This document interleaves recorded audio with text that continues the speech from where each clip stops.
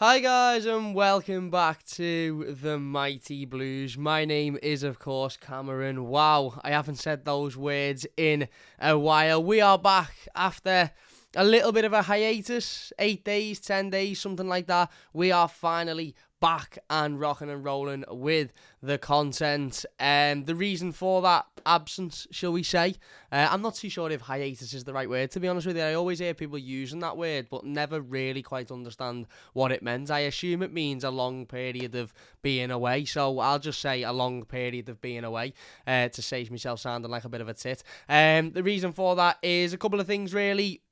Not much has been going on in the world of Everton. Obviously, we've had the World Cup, which I'm sure everybody has been absolutely, can't take your eyes off of it and sitting down and watching every minute of it and enthralled by all of the action and the goals and the decisions and the knockout football and this, that and the other.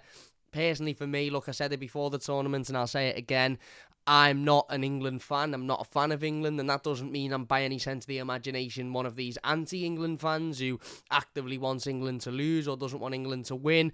I'm not like that at all. I just haven't got the emotion in me to give a shit about any other football side other than Everton Football Club. So when England win, I'm relatively pleased for everybody that I know and love that watches England and supports England and likes England. But when England lose, I don't really give a shit because, as I said, I just don't have that emotional connection whatsoever. I said this going into the World Cup. I wasn't particularly looking forward to it because of that reason alone. It was going to be 6 weeks of watching football that I've got no real emotional connection to. And if I'm being honest with you, I haven't really enjoyed it, to be honest. I've sat down and I've watched certain games, and some games have been good and entertaining, and there's been some really good moments. The Netherlands equaliser the other day in the last second of time was absolutely brilliant, but I'd be lying if I was to say I've been sitting here absolutely made up every night to sit down and watch it. I just haven't, and part and parcel of that reason is probably because we came into this World Cup off the back of such a difficult time as Evertonians, constantly losing games of football, results not particularly good enough, performances not particularly good enough, and the last video we done on this channel 10 days ago was me sitting down and basically ripping into Everton's board for being completely unable of running a Premier League football club. And as I said, I personally, and again, this isn't me having a go at anybody or me telling people how they should feel, I personally can't turn those emotions off and just go, right, okay, I won't worry about Everton now. I won't worry about the fact that we could potentially be in another relegation battle. I won't worry about the fact that we haven't won a game of football for some time. I won't worry about the fact that we haven't got any goals and we're not scoring and we're not creating chances because England are playing now, so I'll be able to enjoy that.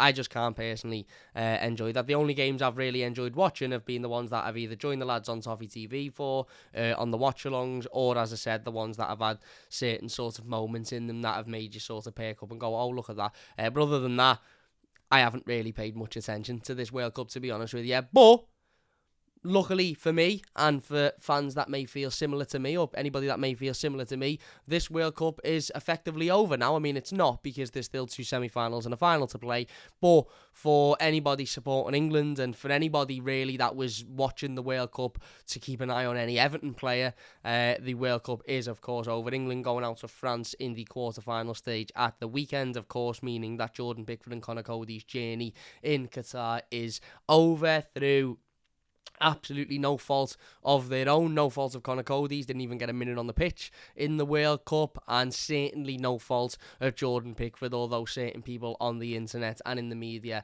would like to point out that Jordan Pickford was at fault for, what, did he concede 4 goals in the whole tournament? One of them was a penalty, one of them was lashed at him from about 5 yards out, one of them was a worldie of a strike from a genuine superstar of a footballer, and the other one was a Giroud header, which I haven't seen, to be honest with you, but I'm led to believe was a Harry Maguire issue. However, because Jordan Pickford's in goal, he was at fault for every one of them. He's awful and he should never play for England again. The same old usual nonsense you get from these idiots that don't understand football. But anyway, Jordan, again, a fantastic tournament. I think he had the most clean sheets in the tournament, and was, I think, only a couple of clean sheets away from breaking Peter Shilton's record of clean sheets at major tournaments, and still may break that record, if he is to play in the next Euros in a couple of years' time, which, given his age, I don't see why he shouldn't, if his form continues. But his journey in Qatar is over, as is Conor Cody. As I said, of course, previously,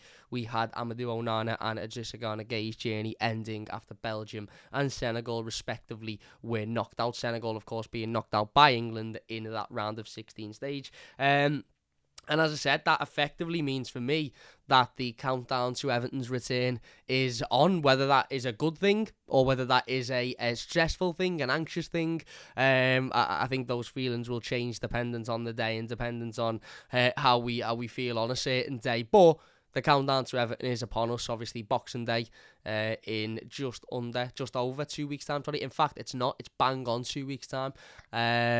Of course, Everton taking on Wolves in our opening game back after the break. And I think we're all at that point now, certainly as Evertonians, is just sort of looking at it and thinking, right, okay, let's get back to action now. You may have enjoyed this World Cup. You may have thought it was as good or if not better than you originally expected it to be. But me, certainly now, I'm at this point where I'm very much like, let's just get back to Premier League football now. As much as Everton stress me out, as much as Everton give me anxiety, as much as I am not particularly looking forward to the next 3 or 4 months, watching Everton Football Club, I'm ready for Everton to return now. I'm disengaged with the World Cup. I'll watch the games and I'll probably keep a score of them, but at this point I just want to see Dwight McNeil and Anthony Gordon, winning us games of football, and Damari Gray will throw his name in the hat as well. But as obviously we are getting closer to that Premier League return, we are also getting closer to Christmas, which is great. If you enjoy Christmas, Merry Christmas to everybody that is watching. I hope you all have a fantastic holiday. If you're in the UK currently at the moment, please stay safe, because not only is it incredibly icy, it's been snowing recently, it's freezing cold. There's been some absolutely heartbreaking stories on the news surrounding, the weather and things like that over the last couple of days or so. But also, if you drive or anything like that, if you've got to drive for work, if you've got to do long distance travelling, please be careful, because not only are the roads a hazard, but also other drivers on the roads are hazards who don't know how to drive in these conditions. So enjoy the snow and the festivities, but of course do be careful. But with Christmas comes January, and with January, so not only comes the sales, not only comes a new year and a whole load of gym sign-ups and various other healthy eating regimes that people go under, but also comes the January transfer market. And I said this a couple of weeks ago when the World Cup started, obviously with the World Cup starting in November and it still being a couple of months away from the start of the January transfer market, the rumours were at that usual stage where they are in November, where you're hearing little bits and bobs and, rumours and murmurs of certain players being on certain teams' transfer lists. And I think we had one just as the World Cup started about Chelsea being interested in Jordan Pickford and wanting to bring in a new goalkeeper. And I remember sitting here and saying, well, it makes absolute sense, because Jordan Pickford is one of the best goalkeepers in the league and for me, one of the best goalkeepers in the world. And if Chelsea are after a new goalkeeper, then why would they not target one that is currently playing for a team who aren't doing particularly well, one that is at a really good age, and one that is proven on a world stage to be, one of the top performers? That doesn't by any sense of the imagination mean Jordan Pickford signing for Chelsea, and I'm sure Jordan is just one of many names on that ever-ending list of goalkeepers that Chelsea have probably got to try and purchase. But, we went from rumours like that to rumours that maybe are a little bit more thick, and obviously now we're getting into, mid-December time and the January transfer window is creeping upon us. The transfer rumours are coming in thick and fast, and we have got one today regarding Matheus Cunha, who is Atlético Madrid forward, and I remember we were linked with him before he went to Atletico Madrid, and he was a really sort of sought after young player at that time. Obviously it never come about, and his time in Atletico Madrid maybe hasn't gone as well as he would have liked, but is he somebody that could come in and improve Everton? Probably. And, I understand this stats aren't particularly great, and I understand his performances at Atletico Madrid haven't been particularly great, but we really aren't in a position to look at players and think, well, if you've not scored 20 goals a season for the last 3 seasons, then we don't want to sign you. And we all know what Everton need: a goal scorer, a creator. For me, I think a lot is being focused on the goal scorer at the moment at Everton, and the lack of any real established goal scorer. Obviously, Dominic Calvert-Lewin is being pictured back at USM Finch Farm training and in the gym, getting back to fitness, etc. And whilst that's great to see, and whilst hopefully this time off for Dom has been a godsend, and hopefully he can get himself back fit and shake off any injuries that he's had and any injuries that he might have been dealing with before the break, and maybe even return for Boxing Day, or certainly those fixtures leading into the new year. As much as we hope that to be the case, I still stick with what I said a few weeks ago, that Everton simply can't rely on Dominic Calvert-Lewin anymore, and Everton need to have a plan in place to replace Dominic Calvert-Lewin. Whether people like that or not, whether people want to give Dom extra time, whether people want to trust that Dom's body will not fail him, over and over again. For me, Everton simply can't afford to take that risk. And I'm not saying sell Dominic Calvert-Lewin and get rid of him, he's absolutely useless. But what I'm saying is Everton need to bring in a striker now that replaces Dominic Calvert-Lewin. And then if Dom can stay fit, and Dom can keep himself fit, and Dom can keep himself, injury free, then he will have the motivation there to push himself, because he'll have competition, rather than pushing himself because he knows he's got to get fit, because he's the only forward that we're relying on at the moment.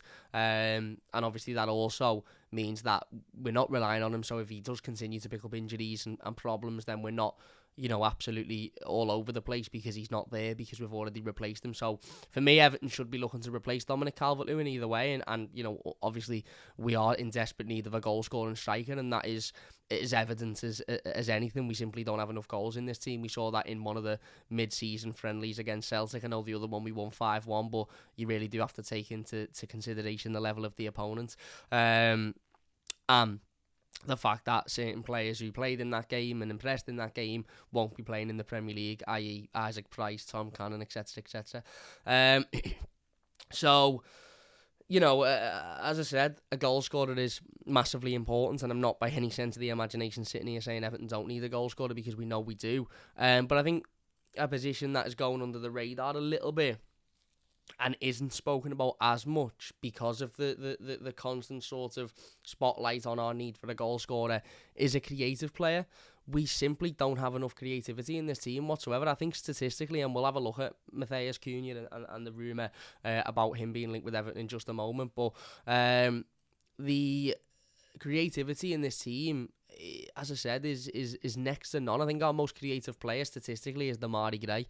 And, okay, you might look at Demarai Gray's stats and think, well, if we had a decent goal scorer, Demarai Gray would look much better. But the reality is, I don't think there's any Everton fan that can sit there and honestly, with their heart of hearts, tell me that they believe Demarai Gray's creativity is good enough to, to guarantee that Everton will create enough chances to score enough goals to be safe this season. Even if we do go out and buy a natural striker, somebody that can put the ball in the back of the net, somebody that is experienced in, scoring goals and turning up in big moments. Even if we were to do that, I can't sit here and say, that's absolutely sound. We've got Demarai Gray, so all we need is somebody to turn the ball into the back of the net. I don't trust Demarai Gray's ability enough, and I know he might be the most creative player in this current Everton team, but it doesn't really say much, does it? Because there's not really any other creativity in there. You've got Iwobi, of course, who creates chances, but again is playing in a much deeper role now, so he's not really up there as much. Whether that needs to change or not is of course down to the manager, but for me, the lack of creativity within this Everton team is a massive, massive issue, because I still think that, I said it a couple of months back, and I remember a couple of people sort of, commenting saying, what are you talking about? But you look at Erling Haaland, for example. Now, this, of course, is an extreme example, and I'm not by any sense of the imagination trying to downplay how good of a footballer Erling Haaland is, because Erling Haaland is an absolutely wonderful footballer. He's one of the best in the world, and he will be one of the best in the world until he retires. He scores goals for fun at Manchester City. He's got about 112,000 goals already this season, and he's scoring at will. He hasn't really, to my knowledge anyway, and I've watched a lot of him in Manchester City this season, he hasn't really scored many goals, if any, really, and if I'm wrong, please let me know, that you look at him and you think he's created that for himself. He's gone, he's taken the ball, he's knocked it past 3 or 4 players, and he's created that for himself. And that's not a slur, that's not me saying that's a negative, that's not a negative, because at the end of the day, he's got 18 goals or whatever he's got in the Premier League already, and, you know, it finished in November. So that's not me having a go at him, that's just me saying he is the top level. He's the best in the world. He is one of the best footballers in the world and will be for the very near future. And he's not scoring goals that he's taking the ball down on the halfway line, knocking it past 3 or 4 players and burying it. He's not creating those chances himself. He's scoring goals because he's got Kevin De Bruyne, Bernardo Silva, Phil Foden, Riyad Mahrez, Jack Grealish, all of these genuine world-class players around him to effectively create those chances for them, put them on a plate, and he buries them. And okay, sometimes the goals are a lot more difficult than that. And again, you may think I'm downplaying it. I'm not downplaying it, because those players I've just mentioned are absolutely world class, so their job is equally as hard. And I'm not saying that Haaland only scores tap-ins and it's only, it's tap-ins for him. He's not. Sometimes he receives the ball on the edge of the box and he has to take a couple of plays on and he does it. But the point is, as a lot of his goals come from the creativity of the quality of the players around him. If you stuck Erling Haaland in this Everton team, honestly, now I'm asking everybody watching, whether you're watching live or whether you're watching a YouTube video. If you're watching live, let me know. If you're watching a YouTube video, comment down below. That round, and I didn't even mean it to rhyme. I'm asking everybody honestly, do you think Erling Haaland would have 18 goals if he played for Everton? At this current Everton setup. Not an Everton with De Bruyne, not an Everton with Mahrez, not an Everton with... Do you think he'd have 18 goals? Now, I'm not saying he wouldn't. He'd have 2. He'd still have more than what we've got now. Of course he would, because he's better than anything that we've got now. But for me, he wouldn't have anywhere near the amount of goals he's got for Man City if you just put him into this Everton team, because he hasn't got the quality around him. So we can sit here all we like and say we need a striker, we need a striker, we need a striker. We do, we absolutely do, 100%. But a striker is pretty void if you keep the players around him that we've got currently who don't create the chances. So for me, and listen, I don't mean void as in it's pointless, because a striker could come in and get 6 goals on his own, 7 goals on his own, and that ultimately could be the difference between us staying up and going down. So if you were to say, Cam, you'd either get a striker, or you guarantee the striker in January, or you can bet 50-50 on you getting a striker and a winger. I'll probably take the guarantee, because we need it that desperately. But my point is that we need more creativity within this team.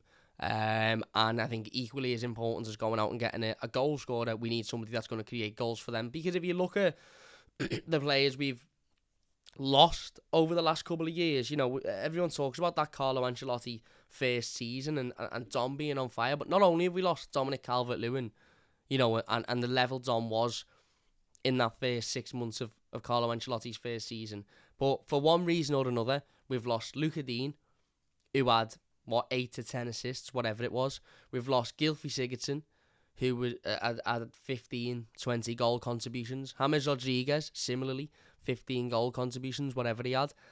We've lost Richarlison now, who we know had 15, 20 goal contributions with goals and assists in that season.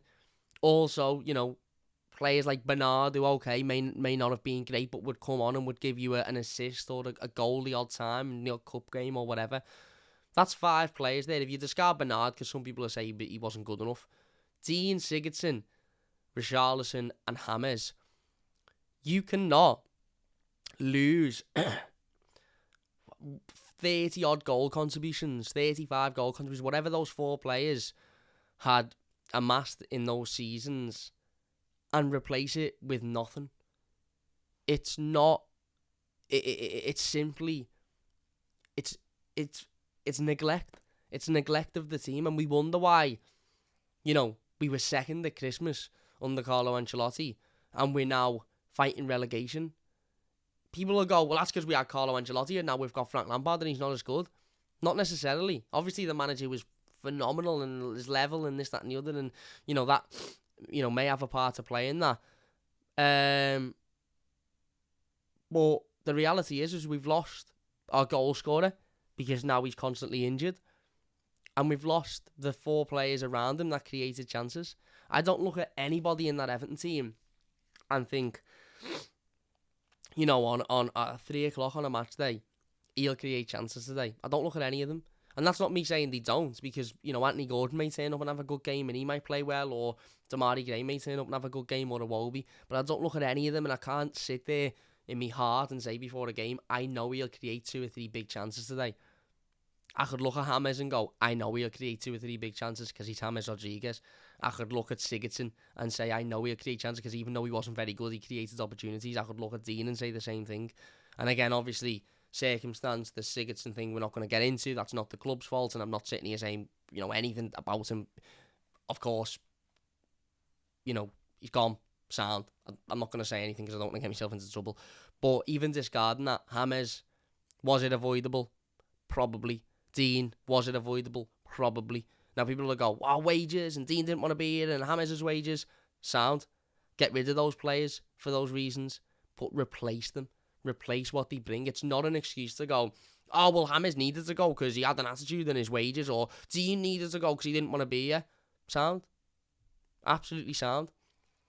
But if you've got a striker that scores 30 goals a season and he says, I fucking hate this club, I want out, and you sell him and all the fans go, is right, you know, no one's bigger than the club, do you then just go, sound, sold him, not going to replace him, sold him because he didn't want to be here?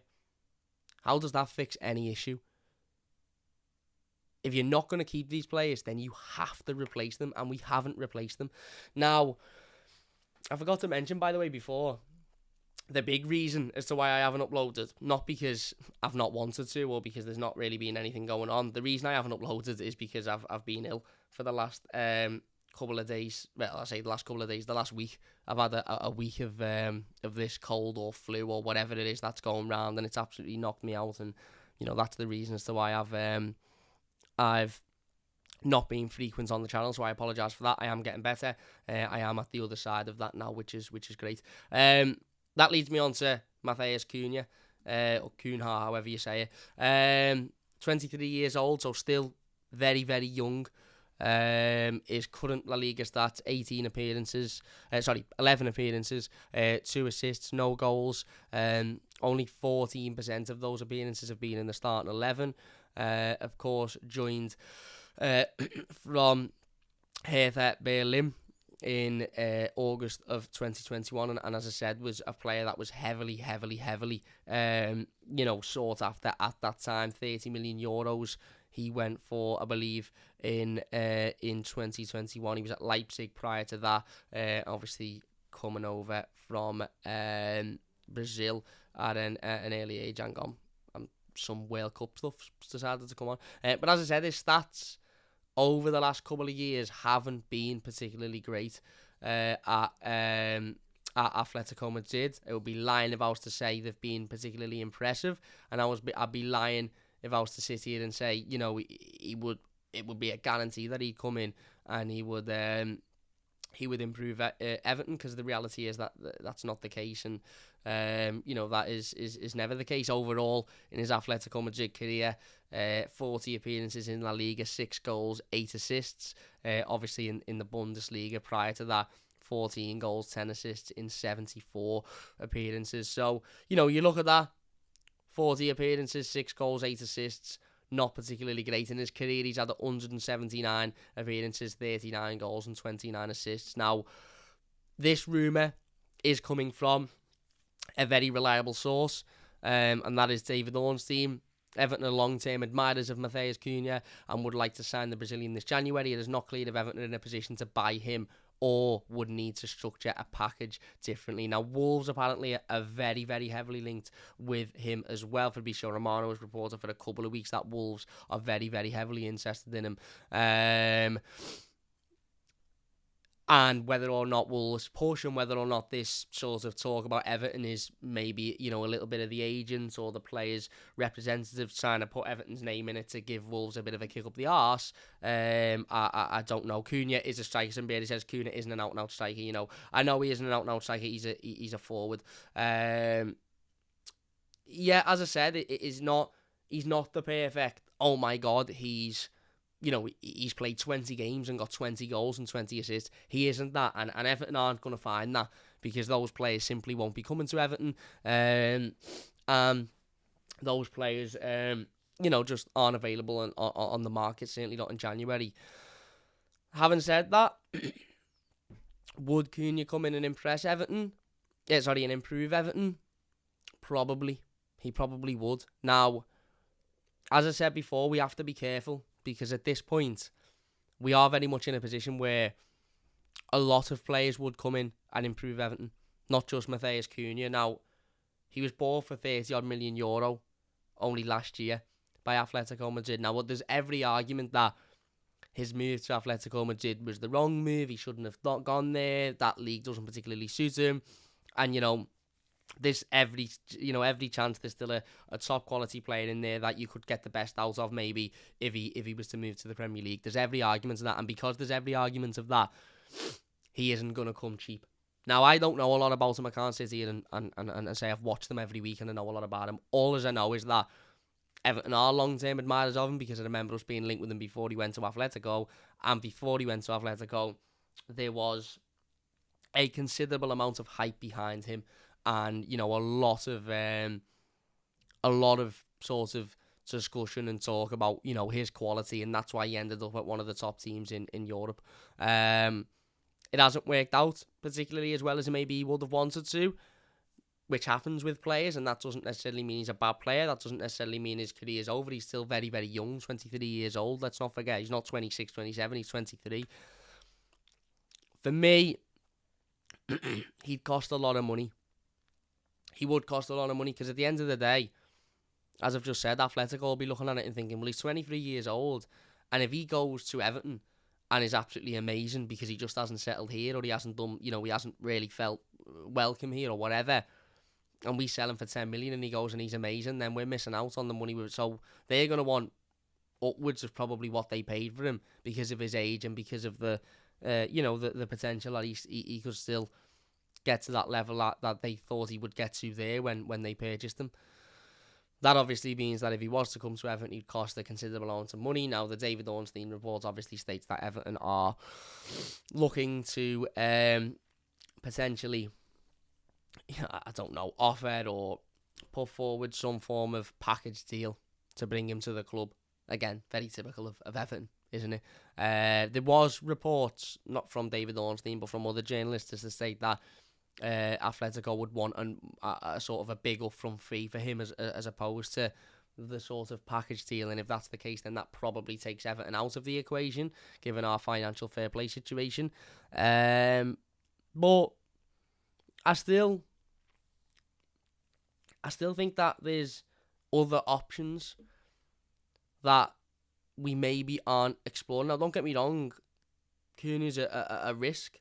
And, he could come in and he could be excellent and he could, score goals and create chances and work well with Dom or with Damari Gray or with Anthony Gordon or whoever.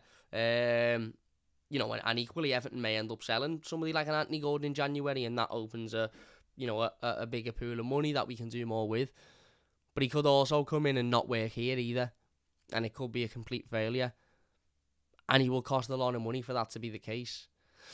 Now, for me, I just don't necessarily think there's a need for Everton to go out and spend 30 million quid on a striker.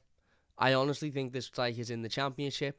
I think there'd be players in other leagues around Europe that would cost you a fraction of that price and would be able to come in and do the job that we need them to do. Because let's be honest, we're not asking for a lot. And I know scoring goals is the ultimate, the goal of the aim of football, and I know goal scorers are very, very few and far between for that reason.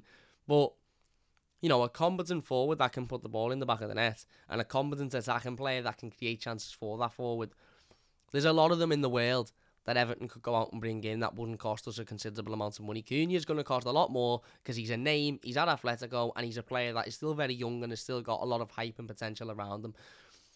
Now, Steve says he's blatantly going to Wolves, isn't he? Well, a lot of the talk is about Wolves, but let's not forget, Amadou Onana was on the doorstep of signing for West Ham until Frank Lampard got involved and had a conversation with him, and then he decided, actually, do you know what, I'm likely to get more chance here. Now, obviously, West Ham, at Everton, likely to get more chance at Everton. Obviously, West Ham at that time were in a better position than what Wolves are. But again, until he signed on the dotted line, you would never say never, really. To quote Justin Bieber. Would I be happy with this signing? Again, it depends. It depends ultimately. It depends what the player's ambitions are. It depends whether the player's willing to get his head down and work hard and ultimately, try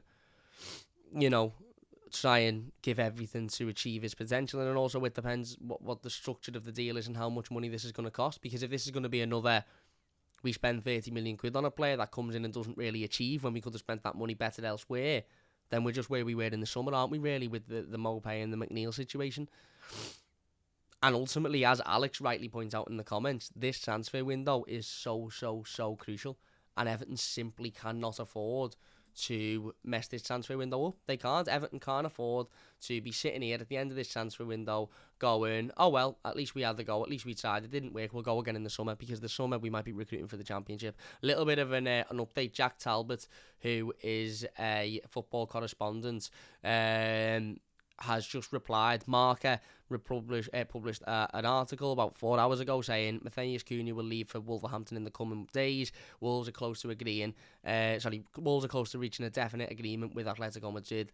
And Jack Talbot, who of course is the correspondent, has replied to that saying Everton and Leeds are also keen on Cunha. So, it looks like Wolves are leading that race, but again, it's not over until it's over, and Everton certainly seem to be interested in, and who knows, maybe the Wolves news and the news that Wolves are leading that race might trigger Everton to be a little bit more proactive with it. I don't know. The reality is, if he comes, I'll support him. It will be a risk, and it would have to be a deal that suits Everton financially. If he doesn't come, I wouldn't be heartbroken.